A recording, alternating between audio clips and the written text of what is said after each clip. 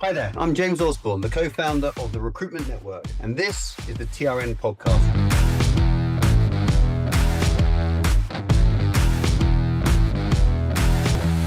Every week, we unpack the strategies, the technologies, the processes and mindsets fueling today's top-performing recruitment agencies. We take a look behind the scenes of some great recruitment businesses. We listen to the real-life stories of those who have built those businesses, and we learn from some of the industry's greatest thought leaders to help you become both future fit and future relevant. So let's begin with this next episode of the TRM Podcast. Welcome to everybody, and a particular welcome to James Walker. James, great to see you again. Yeah, likewise, Gordon. We're going to go into something that I think is absolutely fascinating and utterly relevant to anybody running a recruitment business, which is you sharing something that you've been getting into around productivity analysis. Do you want to just give a quick overview of you and your business so that everybody understands who you are, what you do, and then we'll get into how you've got under the skin of productivity in the business? Yeah, sure. Well, hi, everybody. So I'm James Walker. I'm the Managing Director of the BWD Group. BWD Group, it's got two parts to it, two businesses. So I have the recruitment part, which is BWD. We mainly deal in permanent placements within financial services in the UK and some in the US and Canada. And then recently we launched Finex in March of this year, and that's a management consultancy which deals with statement of work. So we are busy working on that, and that's like posh recruitment in a way. So those are the two parts of my business. So let's talk about productivity, because I've known you for a while. You're like every one of our members. You're very focused on how you can drive productivity, performance, profitability, build a fantastic, reputable business. You and I were speaking a while back around time and motion studies back in warehousing world where I used to come from, and then you just took the concept of productivity analysis to a whole new level. So did you just want to, if we start off with where this bit of work that you've been doing came from and why you said, aha, this is something I just need to know? Yeah, okay. So I think I have you to blame, Gordon, to be honest.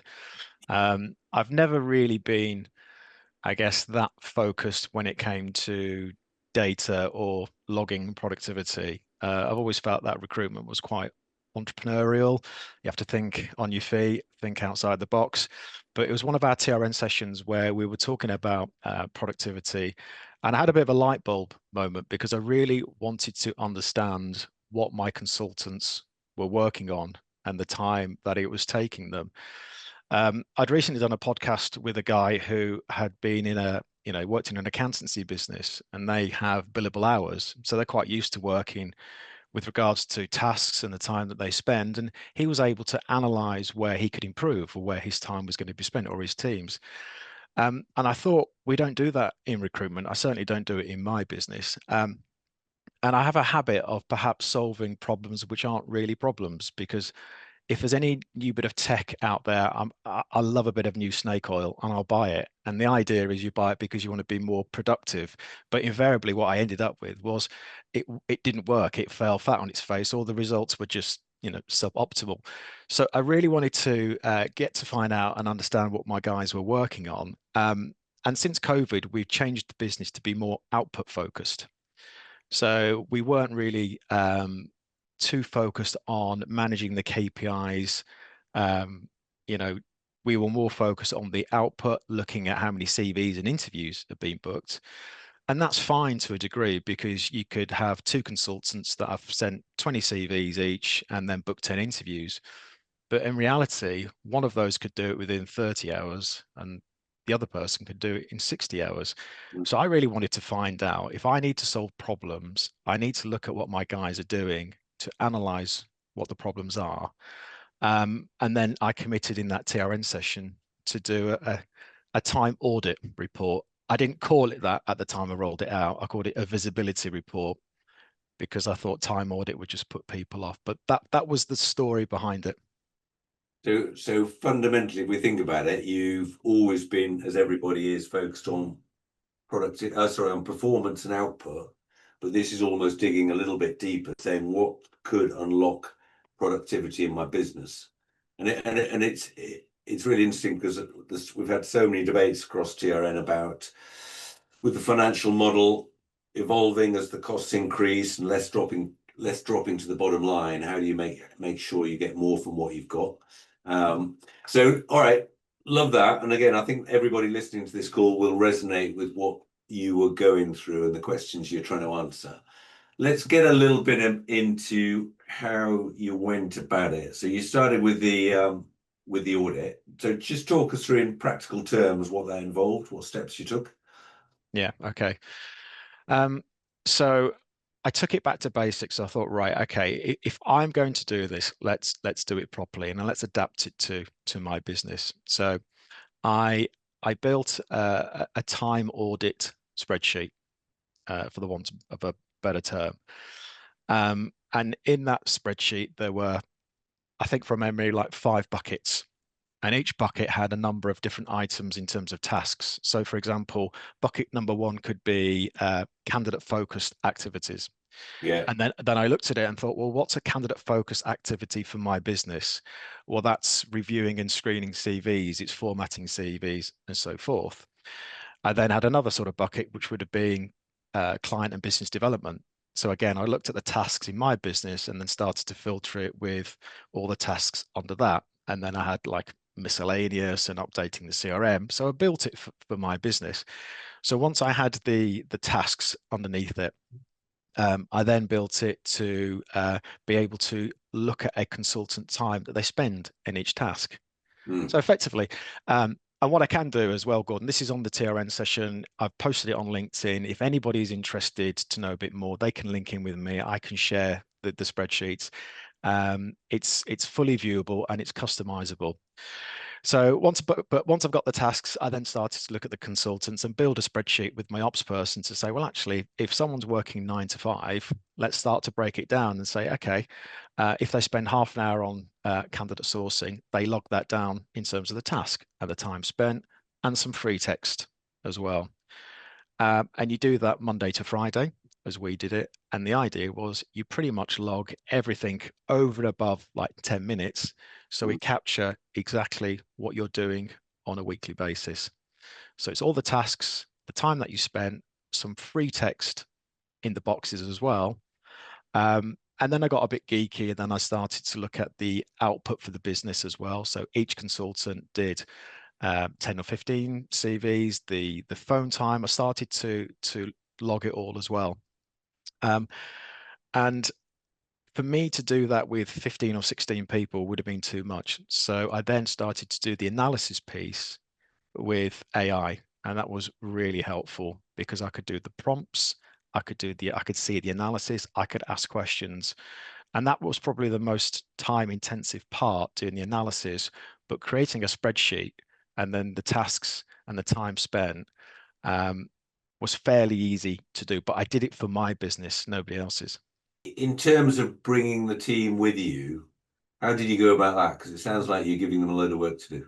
Yeah, it did. Yeah. So luckily I've got a very good team. And it's about collaboration. I was just very honest with them.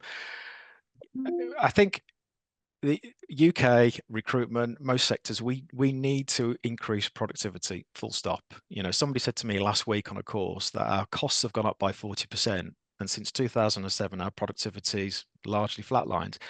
So this was all about not to micromanage them, but I want to solve the problems that are hurting them. I want them to be focused with their clients and candidates and get rid of the noise. And I want to just alleviate the pain that they go through. But unless I really find out what those challenges are, I won't be able to assist. So this wasn't a case of me checking in. No one is productive 8 hours a day. So I did a group presentation. I told them that this is what we're looking to do because this is part of my vision to have a very slick and sleek business as we move into 2026. It's all part of the vision. And it's there to help them. Okay. So I'm not going to be looking at it and going, well, you spent 15 minutes on that day having banter. You know, we all do things like that. So let's just be honest. But let me see what you're doing on a day-to-day basis, but be honest. Don't lie. If you're going to lie, the results aren't going to be great, and I'm going to be changing things that aren't the problem. So I got good buy-in. There was a few concerns and a few raised eyebrows. And once all the reports had been done, I was then able to do the analysis for each consultant to say, you spent 35% of your time doing candidate sourcing and 15% of this. Maybe think about doing some of this or some of that, whatever it will be. But generally, I have a good team, and I like to think they bought into it because it was there to help them. Okay, we'll come on to what you actually learned that was valuable, but in terms of the difference between people, was that quite an eye-opener in terms of, wow, these people are just doing things differently? Yeah. The blended times, yeah. Yeah. So, a couple of quick wins. When I looked at somebody who was spending a couple of hours on CV formatting, it was like, why is that? So quickly came to the conclusion that they weren't using the CV AI formatter that we've got. They were still doing it themselves. And that was because it was a lack of training or a lack of knowledge. So there were one or two people in the business that you could quite easily just pick up on the work and go, actually, why are you spending so many hours on that? Did you know about that? And it was like, okay, I didn't know about that, or I did, but I need some help. So you had some really quick wins with regards to some basic stuff, which you think everyone's doing it, but the reality is there isn't. So there were some quick wins, but I also looked at myself and I did the time audit as well. And I think in the 1 week, I spent over 40% of my time having some kind of internal discussion or meeting. And it was a particularly heavy week. And that was an eye-opener for me to say, why am I spending all of this time and having all of these conversations when I'm not really tackling the problems that these guys are facing? So for me, I also did it as well. And I should have said that because it's a case of being transparent. So there were a couple of quick wins for consultants with regards to some training opportunities. But for me, it was like, why am I and my management team spending all this time having different meetings with action points, which then need to be actioned. And then you just keep on this cycle and you don't really tackle the problem. We just seem to be constantly driven by noise, but we're not tackling the productivity increase. So yeah, there were some really sort of quick wins and some training opportunities across the business. I guess a lot of that's because we're just creatures of habit. So the guys will be doing what they were doing before and presumably successfully. So let's talk about the bigger picture learning then. You've been running this business for years. What did you fundamentally learn beyond the sort of, this guy's not using CV formatting? Yeah, the number one issue that we came up with is that there is a lack of trust in our CRM and our data. And when you have such poor quality data, when you're looking to introduce automation or AI, you're building it on very weak foundations. And the output from that, which is when you plug in your tech, is your results are just suboptimal. So we committed there and then to say, right, okay, we need to get our data up to date within a 12-week period. We need to have clean records and we need to be able to use these records and for consultants to have confidence. But it then became a broader piece, Gordon, because looking at your data is one thing, it's then how you interact with that data. And I just felt the way that our CRM is structured, we're not getting the productivity improvements that we're also looking for in the business. So we've been on this corny phrase of a journey to really improve not only the data, but how we use that data and use AI to actually help us become more efficient and more productive by looking at where we can automate more, where we can actually plug in AI to actually prompt workflows. So it was a big thing to say our data is just not great. And to be fair, CRM usage and human behavior has never been great.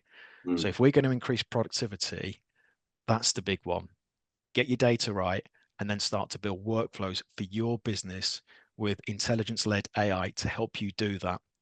So that was the big thing that we did. But also the other parts to this was we need more consistency with business development. We need more consistency with checking in with candidates. And this is basic, what I would call basic recruitment that we forget because we're involved in too many things which perhaps, need our attention at the time. Yeah. So we built a consistency key where we ask anybody at any level that you've got to check in with 10 candidates every week. You've got to check in with 5 clients every week. You've got to link in with 100 people every week and build your own network and your value and share assets that we've got within the company rather than just sitting behind the screen. So it made me look at how we do the small things, because those small things compound if you keep doing them. It made me look at the big things in terms of data. And it was just a catalyst for really to change my outlook and to really tackle those issues, which I think many of us struggle with. Two of the words you used there were about, and it's the words we quite often use across TRN, and members are sharing how they're moving forward on the journey around consistency and discipline. Yeah. So that exercise alone sounds like it's allowed you to really ramp up on both those areas. But Yeah. but you brought the team with you again. I'd like, yeah, I don't seek perfection because you never get it. If I've got 80% of the business behind this and doing it 80% of the time, that's a win. Because sometimes I think we look for perfection, but we don't actually achieve it. So for me, it was a case of if the majority are on board and that they are doing the majority of the things, that is good, and that is moving the dial, as we call it. But we seem to forget that if we do the small things, we do them well, we do the basics, it's a compounding result that you'll get. Yeah. But we do get involved in sourcing and mapping and projects. And our job is about relationships, because that's going to be taken away with AI. So we do need to improve that. So you need to be involved in your network. And I'm very vocal about having client meetings, spending more time in the boardroom than your bedroom, get out and meet people. So it was an eye-opener for me to really focus on what I believe is going to be the key element in recruitment moving forward. Which is what? Is relationship focused. If you think about the journey you're on and the sort of power and the impact, because let's face it, this was I'll call it a simple exercise. It was a comprehensive, well thought through analysis, but fundamentally it was a time and motion study to see what other guys doing. Yeah. What you've told me this before, but can you share why you think the knowledge that you've gained from having done this exercise is so potentially impactful and powerful for the business that you're building? Again, speaking personally, it's understanding the real problem that you need to solve. You're looking for a solution to the real problems, because I've done presentations before and people have said, I have a habit of looking at what is shiny, like a magpie, but that's not solving the problem. So I really need to focus and look at what they go through on a daily basis and objectively sit back and say, right, okay, what do we need to do to achieve the vision of this business? And for me, once you know that, it becomes empowering. So don't every business needs to be more productive. So find out what your people are doing, because once you do that, then you can start looking at your automation, you can look at your data, you can look at your AI and build from that. But for me, it was just a huge eye-opener of parts of the business which were just inefficient and not working. Yeah. And I would say, actually, Gordon, that my guys work really hard. They don't take the mick, because that's one of my rules. But as a business owner, you make demands on people. You want to see increased revenue and productivity and profit. So, but sometimes you need to go through and do some hard yards and find out actually what are they doing on a day-to-day basis. But you're doing it because you want them to do more of the good stuff, not the stuff which takes time. If you had one lesson to share about where you were, let's say 5 months ago or wherever it was when you kicked it off, for you as a recruitment business owner and leader, sharing what you've done, what is the big kind of the big lesson learned that's over that period? What's the big lesson learned? I think, as I said, this has been the catalyst for me, and the consultants won't see the benefits yet, but they will do, because I know that we are tackling the right issues. Yeah. And once you understand that, once you can see the problems, then you can start creating the solutions around it. So it empowers you and you feel more in control as much as you can do. Yeah. So my advice to people, if you're thinking about this, and you want to get a real handle on what your guys are doing, and really understand what the problems are. I love being creative. So you give me a problem, I will be then go into solutions mode. So give me the real problems. So for me, it's a Yeah. case of being creative, getting the management team to work on a 12-week plan based on their own visibility or their own time audit reports. So it's just been the catalyst for a more of a focused business, which is more in tune with the vision that we've created. And we've done it by collaboration, not to beat people over the head, because I want them to be successful, and I want them to be in the top 1% of billers. So I'm unequivocal in that. It's going to be a Yeah. bit painful to get there, but do it. Use my idea, make it better for your business. And that's a wrap for this episode of the TRN Podcast. Thank you for listening. And make sure you grab the free episode toolkit. All the links are in the description. And click follow in your podcast app so you can get notified of our next episode. If you want to get more out of your business and your people, then please unlock 30 days from our platform, TRN World, for free. And help yourself to all our training content, our guides, our templates, and peer insights. You can get started at trnworld.com/trial. And finally, if you found this episode of the TRN Podcast of use, please share it with your network and tag TRN on any socials with your takeaways. Otherwise, message us directly if we can help in any way. We do reply to every question. Otherwise, we'll see you next week on the next TRN Podcast.